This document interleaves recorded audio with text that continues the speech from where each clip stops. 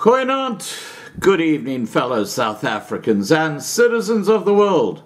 And this video is really targeted at everybody in South Africa, and in particular people like Zuidlanders, ULA, Boere-Lision, all these groups. Please guys, you have to watch this video and understand just what is going on. Just yesterday I put a video up about Siener van Rensburg and his first vision about what was going to happen.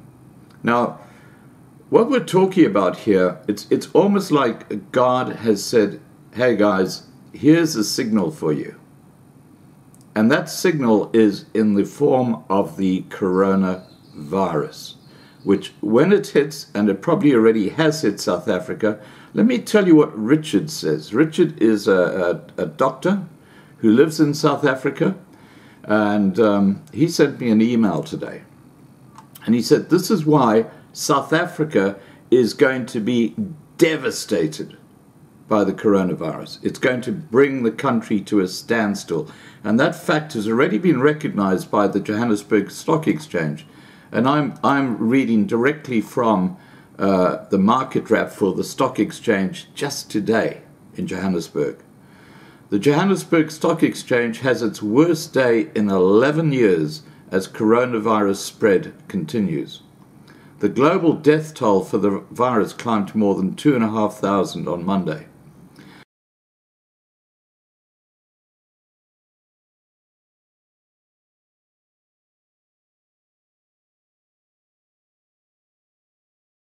Now, what has this got to do with Boere-Lision? What has this got to do with ULA, Zuidlanders?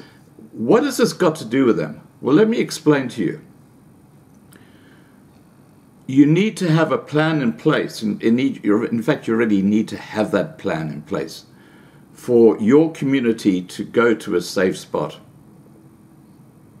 when that coronavirus starts hitting the townships. It's going to be deadly. I'll tell you what Richard says, okay?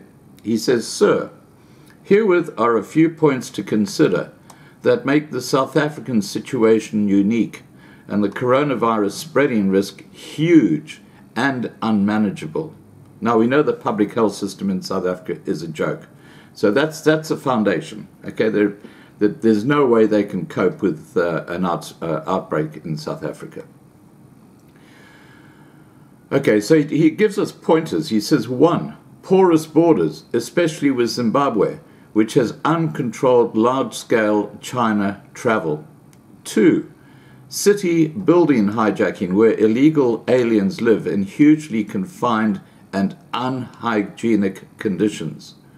3, the unique huge taxi industry in South Africa, cramped conditions, infectious surfaces, and throughout of up to 2,000 travelers per month per taxi. This is just a melting pot for the coronavirus. 4, large masses of unhygienic and uneducated people that will not be able to understand or manage the risk factors. 5, many poor people that cannot afford protective PPE. 6, millions of uncompromised immunocompromised inhabitants. 7, incompetent government. Well, that's a no-brainer. 8, township cramped living conditions. The above factor will compound one another, additive and multiplicative. And the infection rates I predict for South Africa, before we get to that, I want to add number 9. Number 9 is the huge number of mainly black people in South Africa that are suffering from HIV/AIDS, which means their immune system is already down, which means they are perfect targets for the coronavirus. Okay, so anyway, what Richard goes on to say, the infection rates I predict for South Africa will be with a local R0 factor higher than anywhere in the world. R0, the number of other people one sick person can infect. In other words, one sick person can go into a township and he can infect about 20,000 people.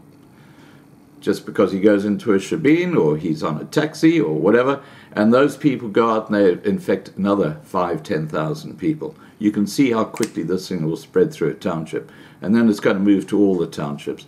This is why I'm saying to those people who are in positions of authority in those large groups, like, as I've said, Zuidlanders, ULA, Zuidlanders, Boereligion, Isaac van Zyl, I'm sure he's already got a plan in place, but you need to alert your communities to be on standby, to move out to an area which is isolated and secure.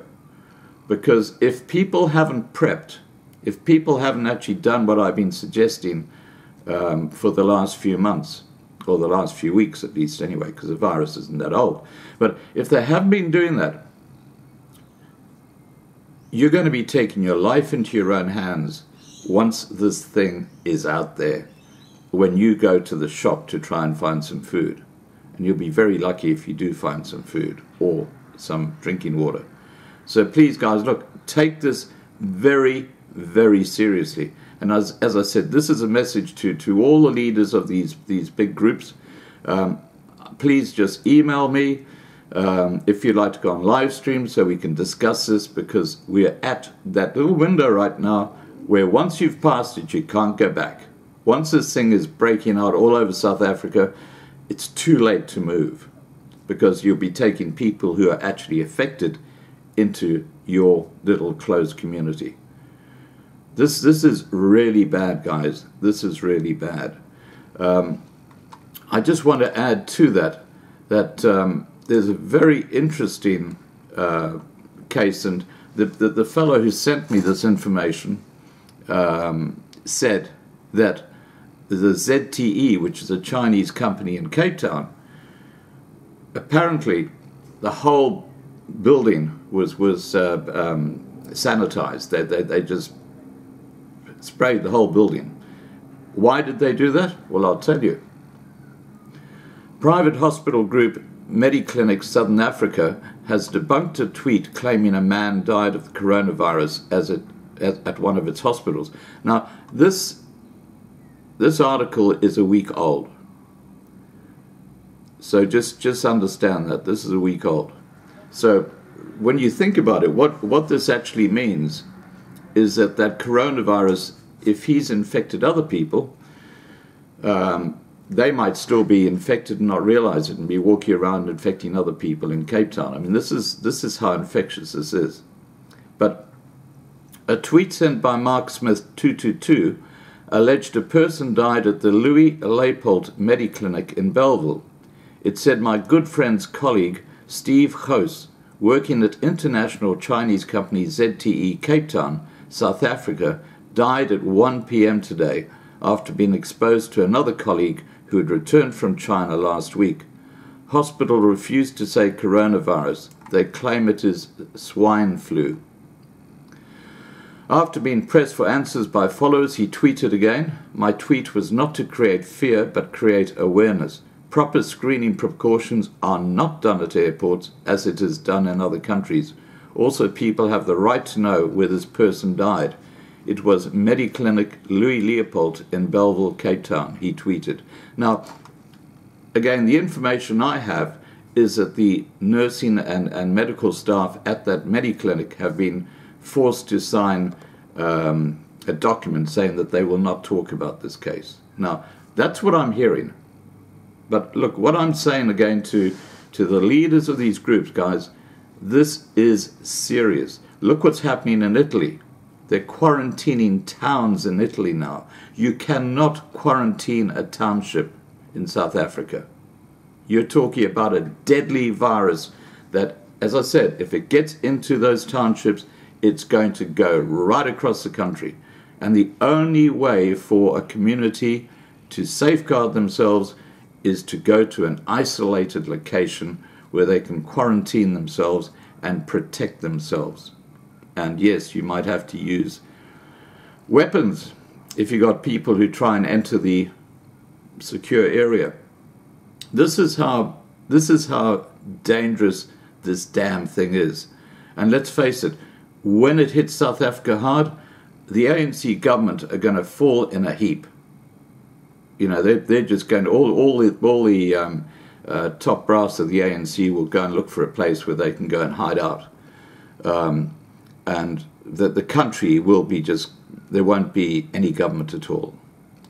It's going to be an absolutely shocking situation. And we will know in the next 2 months what happens in South Africa.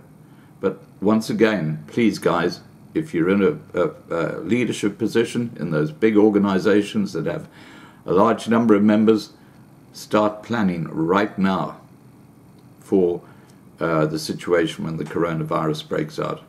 I'm going to attach below a link to a PDF, which is from the World Health Organization, and it tells you what to do in the event that someone gets the coronavirus. It's a very, very useful document. And for those in my subscribers who are going to sit it out in isolation in their homes, please print out this document, because when things go pear-shaped, we won't have the internet. You won't have electricity, so please remember to get candles. But having this printed out document, if a member of your family do get the coronavirus, this is a step-by-step document telling you how to treat that person. All right, guys, as I said, the link is directly below this video. Finally, guys, I'm going to show you a very short video. Look, the number of deaths from coronavirus in China have been about apparently between 2 and 5%. So it's about it's quite a small percentage. But dying with the coronavirus is horrible. I'm going to show you a short video where you can see this woman who's right at the end of her life because of the coronavirus. Listen to her breathing. She's actually drowning. Her lungs are filled with fluid. Okay. 因为你这么严重，你知道怎么办呢？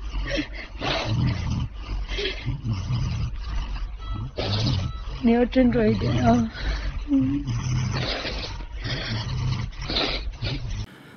Please remember to subscribe to be kept informed. Ring the bell for the updates. Please like this video. Please share this video. And above all, please stay safe. Oh, and I've got to tell you one final thing, guys.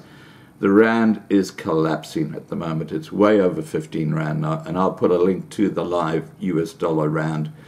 And I think the market is saying, hey, you know, the coronavirus, when it gets into South Africa, it's going to be deadly.